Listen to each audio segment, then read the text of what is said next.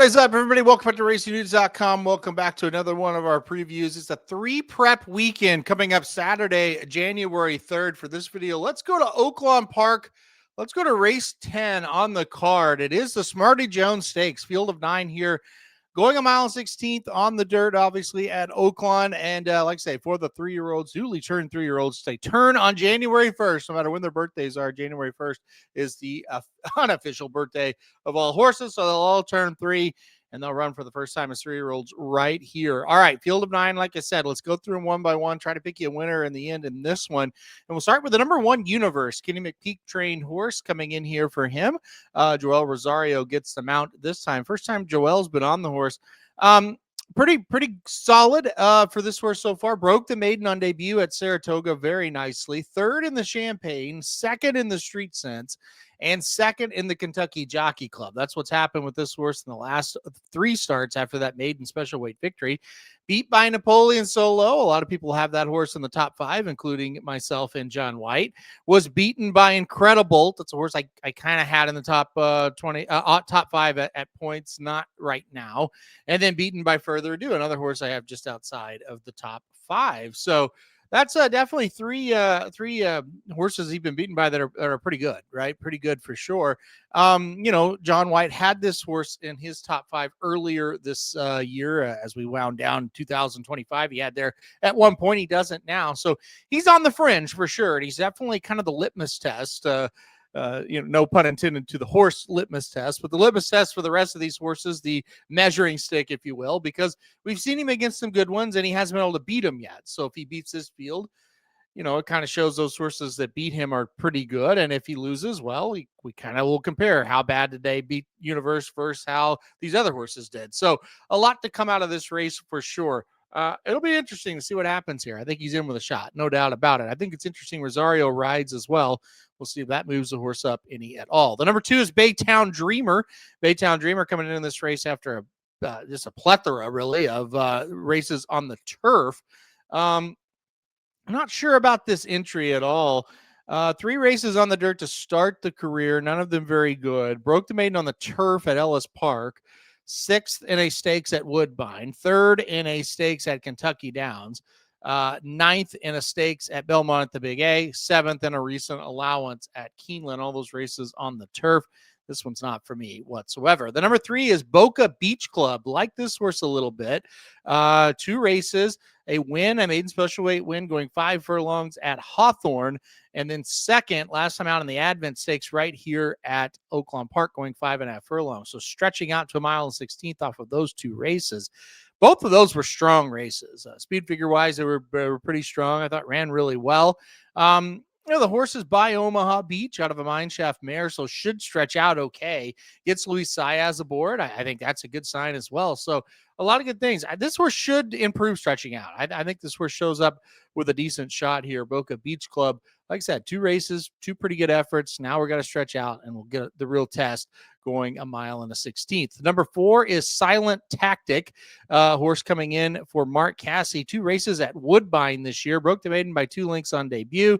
2nd, beaten 3/4 of a length in the Gray Stakes next time out. Both those races going a mile and 16th. However, they were on the synthetic surface. So moving over to the dirt today, we'll see how that goes. This horse is by Tacitus out of a Gunrunner mare. So that tells me I think we should see this horse be fine on the dirt. I would think that would be his best surface. So kind of the mystery horse, no doubt about it. Sometimes these Mark Casse runners that kind of have this form, they show up and they run really well. Yeah, sometimes they don't. So I think that's just a mystery horse here. Two good races over the synthetic. We'll see what he does here on the dirt. Number 5 is Rancho Santa Fe. Rancho Santa Fe, 2 for 2 here for Brad Cox. On debut, a maiden special weight at Ellis Park, won by a length and 3/4, and then went to an allowance optional claimer last time out here over at Keeneland. Was able to get the job done by a half length. The 2nd and 3rd place horses did come back to win, so that was obviously a pretty good race. decent race on paper as well for Rancho Santa Fe. As far as analytics goes, 68 buyer on debut, 78 buyer last time out. Horses by Tapit out of a Smart Strike mare. We should get better going longer. The horse did get better going longer last time out to a mile and 16th. So I think this horse can move forward off this race. We'll kind of see what happens with him. He's not flashy. There's no doubt about it, but he's got the job done. And he's got the job done in solid fashion in both of his career starts, I should say. The number 6 is Oscar's Hope. Oscar's Hope coming in off of 2 straight victories, one at Churchill Downs and allowance optional claimer, and then last time out in the Jean Lafitte, last time out at Delta Downs by 2 3/4. That's kind of the race that kind of sort of replaced the Delta Jackpot, if you remember that. That was a big race back in the day. They don't have that anymore. Sort of, kind of, that's what that race is now. That's kind of what that serves. 7.5 furlongs there, got the job done. 5 races, 3 wins, 2 seconds. Broke the maiden at second asking at Saratoga. I thought looked very good doing that. Second in an allowance at Keeneland. So this horse is pretty good, kept good company. I think it's ready for this test.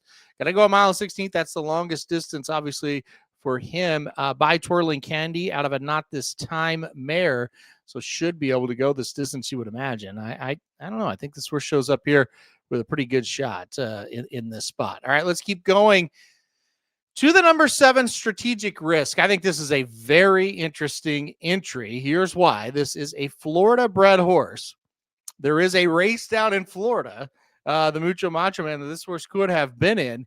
Instead, he's here at this one. Let's look at what this horse done. State bred race on debut, got the job done and won by 8 1/4. Went to the Sanford up at Saratoga right after that, got 4th, beaten 16 3/4. Just didn't run a step, basically. Tried the turf next time out in the With Anticipation at Saratoga, 6th, beaten 10 lengths there.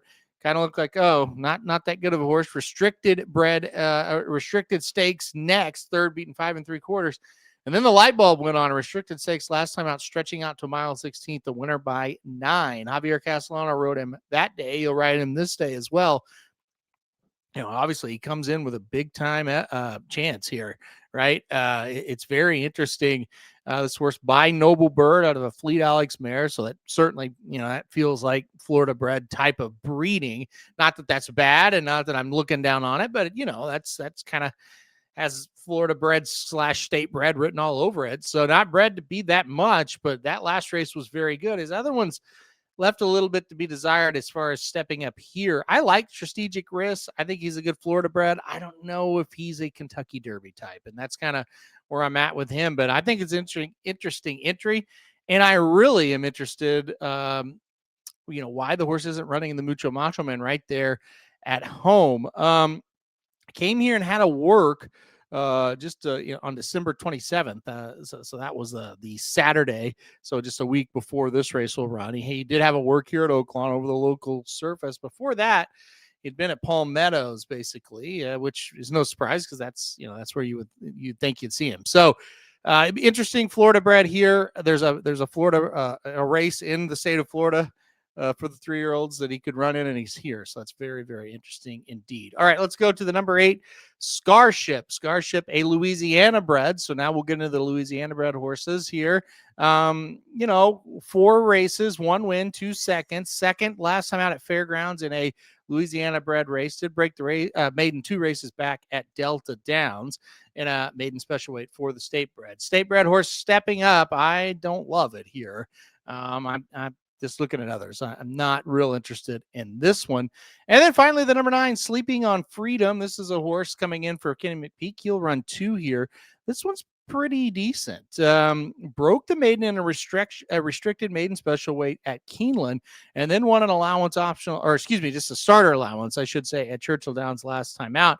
Brian Hernandez will ride here. He rode him last time out as well. So interesting horse. Seems to be getting better. A horse that got better going longer.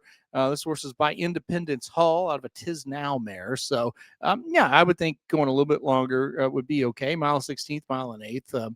I don't know. I was kind of on the fence with this one, went back and forth. I ended up not going with him on top, but wouldn't be surprised if he makes a little bit of an impact in this one. All right, that is the field of 9. I'm going to go with the number 5 Rancho Santa Fe on top in this one for Brad Cox. 2 races, 2 wins. You know, last race was a pretty good effort and beat some horses that are pretty good that came back to win. So I like that. I think the horse, you know, mile and 16th, mile and an eighth, mile and a quarter, that all seems within the realm for Rancho Santa Fe. So I'm going to go the number 5 Rancho Santa Fe to win this year's version of the Smarty Jones. All right, guys, that'll do it for this preview. Hit the like button if you like it. Hit subscribe if you really like it. Want to get alerted anytime we do videos like this. And most importantly, good luck if you're betting Oaklawn Park on Saturday.